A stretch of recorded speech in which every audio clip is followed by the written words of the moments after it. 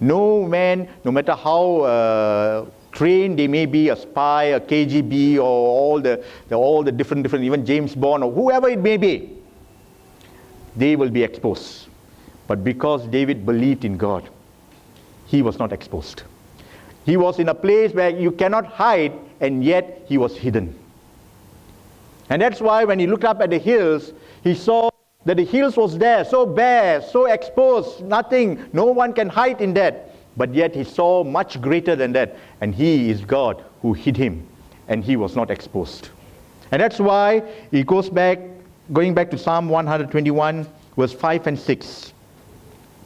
In verse 121, verse 5 and 6, the Lord is your keeper, the Lord is your shade at your right hand, the sun shall not strike you by day, nor the moon by night. The sun shall not strike you by day, nor the moon by night. He was exposed in all these things, but yet it did not strike him.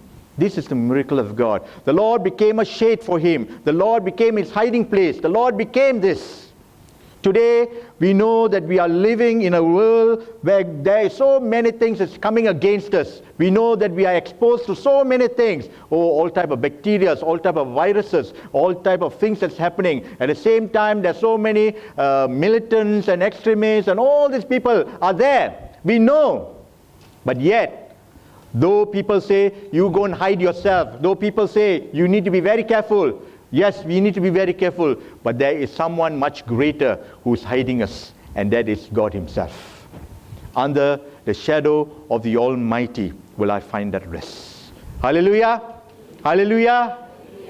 So what are the things that's happening around us? It is God that will hide us.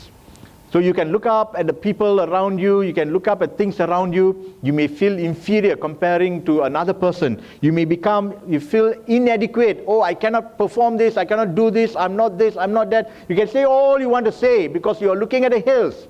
But start looking at the God which is much greater than the hills.